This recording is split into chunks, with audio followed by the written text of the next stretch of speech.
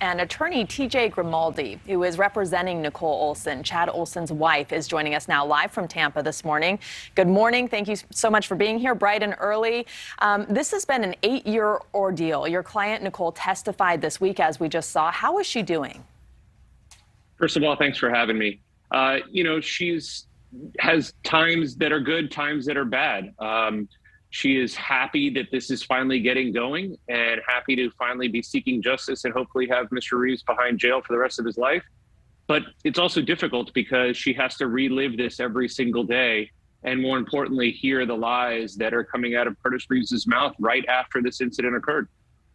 Reeves's defense is the stand your ground law in Florida. What do you make of that? Because there have been surprising verdicts in Florida in the past using the stand your ground law. Sure. So the stand your ground law itself has been ruled upon, and he lost that motion. He is claiming self-defense, but no longer stand your ground in the sense that he's not immune from being tried for these crimes.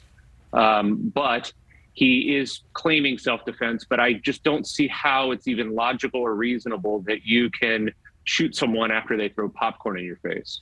Well, he's a former SWAT officer, right? He says he knows that how dangerous a punch can be, and it looked like he was about to be punched, that this was about more than throwing popcorn, that he felt he was going to be physically attacked. Your response? As you can see in the video, Chad was actually retracting at the time that he was shot, not going towards Mr. Reeves.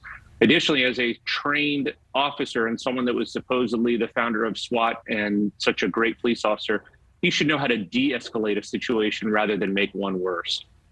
Fair enough. He's charged with second-degree murder. We've seen some high-profile cases where defendants have taken the stand recently. Do you expect him to take the stand in his own defense? I think he's going to have no choice but to take the stand, because the only way that he can explain to the jury or try to get the jury to understand the fear that he was claiming that he was in, he's going to have to take the stand to explain his claimed reasonable fear. That's the only way that a jury is going to be able to understand what he was supposedly thinking at the time. And to that, you'll say what? To that, I'll say it doesn't matter. I think his statements that he made to the police during their investigation immediately following the incident are completely contradicted by the video. I think the video and the witness testimony is what makes this case. It's very clear that no one believed that Chad was the aggressor. No one saw a punch thrown. No one saw a cell phone being thrown. But what they did see is someone overreact and shoot someone and then say something along the lines of, "I'll teach you to throw popcorn in my face." What about the fact that this has taken 8 years to wind through the system? I think it's embarrassing, actually. I think that the defense team from day one realized that any time in prison was basically a life sentence or a death sentence for this gentleman because of his age.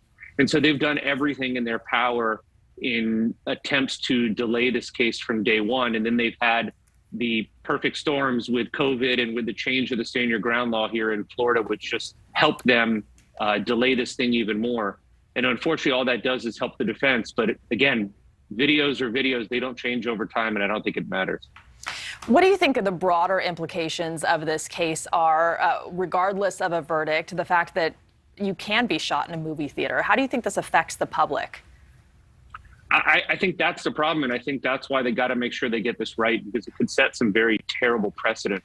If there is some way, somehow, that he is found innocent of this, and he does not have to go to jail or prison for that matter, it is going to be very scary to think about what can be done in the future to supposedly, quote unquote, protect yourself when you have this claimed fear that is clearly not there from anyone else. There was no struggle. There was no physical attack. In fact, it was ending, as I said.